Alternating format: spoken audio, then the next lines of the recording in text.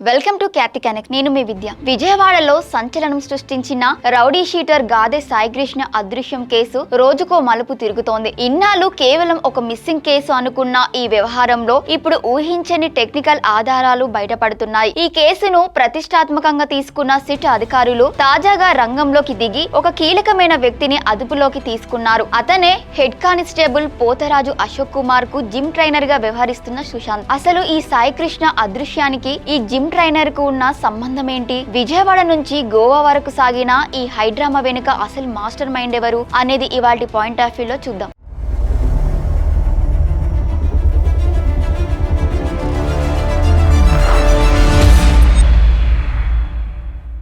Krishnalanka police station head constable Potharaju Ashok Kumar smart grid సమీపంలో ఉండే ఒక ఎక్స్ప్రెస్ జిమ్ కు వెళ్లేవాడు. యనమల కుదురులో నివాసం ఉండే అశోక్ స్టేషన్ నుండి మధ్యాహ్నం భోజనానికి ఇంటికి వెళ్లే సమయంలో అక్కడ జిమ్ చేసేవాడు. ఆ జిమ్ ను ప్రమోద్, సుశాంత్ అనే ఇద్దరు అన్నదమ్ములు నిర్వహిస్తున్నారు. వీరిలో సుశాంత్ హెడ్ కానిస్టేబుల్ అశోక్ కు కోచ్ గా వ్యవహరించేవాడు. అయితే సాయి కృష్ణను కృష్ణలంక పోలీస్ స్టేషన్ నుంచి మే 8వ తేదీ రాత్రి బయటకు తీసుకువచ్చిన కొద్దిసేపటికే అశోక్ నేరుగా జిమ్ లో ఉన్న సుశాంత్ తో రహస్యంగా భేటీ అయ్యాడు. అక్కడే అసలు కథ మొదలైంది. సుశాంత్ కు ఒక సీక్రెట్ టాస్క్ అప్పగించి ఒక ప్లాస్టిక్ కవర్ ను చేతిలో పెట్టాడు అశోక్. అశోక్ ఇచ్చిన ఆ ప్లాస్టిక్ కవర్ లో ఒక cell phone, Aadhaar card, purse ఉన్నాయి. ఈ వస్తువులు ఎవరివనే దానిపై అధికారులు ఆరా తీస్తున్నారు. అయితే ఆ కవర్ ఇచ్చి సుశాంత్ ను వెంటనే గోవా వెళ్లమని ఆదేశించాడు అశోక్. విజయవాడ నుంచి హైదరాబాద్ కు బస్సులో వెళ్లమని, అక్కడి నుంచి బస్సులోనే గోవాకు చేరుకోవాలని రూట్ మ్యాప్ కూడా ఇచ్చాడు. ప్రయాణ ఖర్చుల కోసం కొంత డబ్బును కూడా అందజేశాడు. అంతేకాదు అక్కడికి వెళ్లే వరకు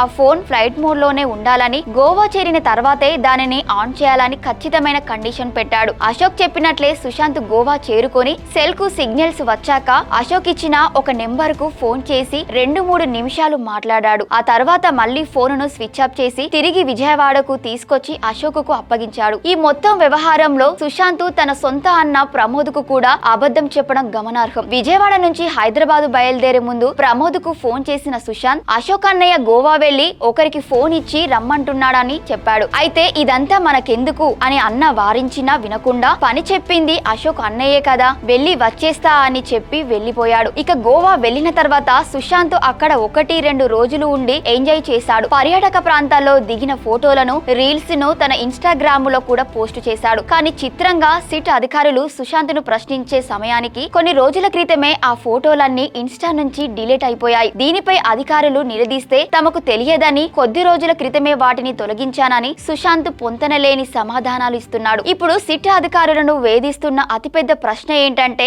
సుశాంత్ గోవాకు తీసుకువెళ్లిన ఆ ఫోన్ ఎవరిది? ఒకవేళ అది అదృశ్యమైన రౌడీ షీటర్ సాయికృష్ణదే అయితే సాంకేతిక దర్యాప్తులో టవర్ లొకేషన్ తప్పుగా చూపించేందుకే, అంటే సాయికృష్ణ గోవాలో ఉన్నట్టు నమ్మించేందుకే అశోక్ ఈ రాంగ్ ట్రాక్ ప్లాన్ చేశాడా అనే అనుమానాలు బలంగా వ్యక్తమవుతున్నాయి. గోవా వరకు పోలీసులను పంపిన అశోక్ ఆ ఫోన్ ను తిరిగి ఎందుకు తెప్పించాడనే కోణంలోనూ సిట్ అధికారులు లోతుగా దర్యాప్తు చేస్తున్నారు. సుశాంత్ ఇచ్చిన ఈ సంచలన వాగ్మూలంతో కేసులో సిట్ దర్యాప్తు మరింత వేగవంతమైంది. త్వరలోనే సాయికృష్ణ అదృశ్యం వెనుక ఉన్న అసలు నిజాలు బయటకు రానున్నాయి. Thank you for watching Kyathi connect.